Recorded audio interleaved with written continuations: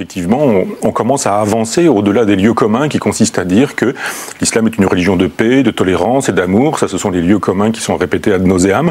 Si on commence à dire qu'il y a dans le Coran des idées indéfendables, du genre misogynie, phallocratie, homophobie, antisémitisme, éloge de la violence, de la brutalité, célébration de la guerre, etc., on se fait prendre pour un islamophobe.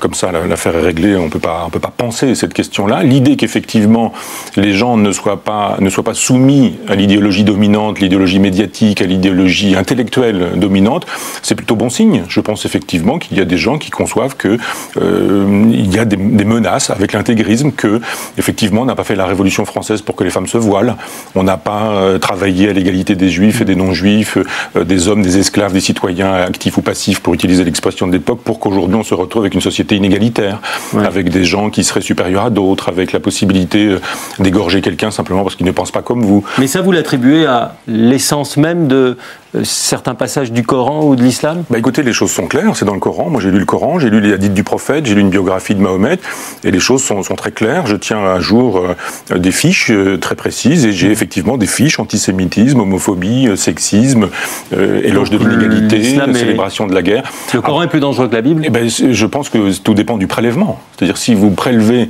un certain nombre de phrases qui sont des phrases tolérantes dans le Coran, elles existent aussi. Pas de contrainte en matière de religion, dit une sourate. Pas de contrainte en matière de religion. Si effectivement on considère que c'est la sourate majeure autour de laquelle on construit son propre islam, alors moi je défends l'islam, bien sûr, mais il y a aussi dans l'islam l'inverse. Disons que la Bible, elle est complexe parce qu'elle est fabriquée de livres divers et multiples, avec des auteurs multiples, avec des gens qui ont démarré un texte, si on prend Ancien et Nouveau Testament, 8e, 9e siècle avant Jésus-Christ, et puis d'autres qui sont tardifs, c'est-à-dire en gros sur presque 10 siècles, sur un millénaire, la Bible s'étale, avec des auteurs différents, avec des langues différentes, etc. Le Coran, c'est un texte, avec un auteur, allons vite un peu, c'est Gabriel qui dicte à Mahomet, le prophète, un texte qui reste un texte univoque, c'est-à-dire d'une seule voix. Maintenant, effectivement, tout dépend de la présentation qu'on en fera. Parce que vous avez chez les musulmans des gens qui font une lecture extrêmement mesurée, ouverte du Coran, je pense à Malek Chebel, des gens comme ça.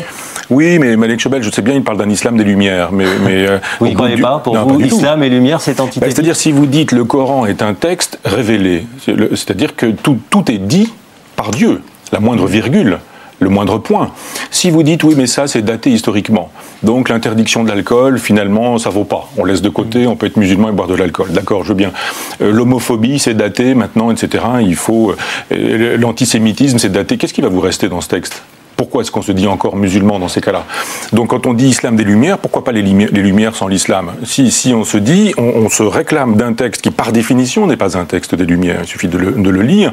Donc vous n'avez pas d'indulgence pour l'islam finalement? J'ai pas d'indulgence pour les religions, entendons-nous bien. C'est-à-dire qu'il n'est pas question pour moi de faire une espèce de classement en disant vérité du christianisme, erreur de l'islam, reprenons les vieilles guerres qui ont été les guerres des croisades. Non, surtout pas. Je dis le judaïsme, l'islam et le christianisme me font le même effet. Les trois religions du livre sont pareillement intolérantes. Le christianisme a cessé d'être intolérant parce qu'il n'a plus les moyens de l'être. Sinon, quand il peut l'être, il l'est tout de même, il ne faut pas oublier.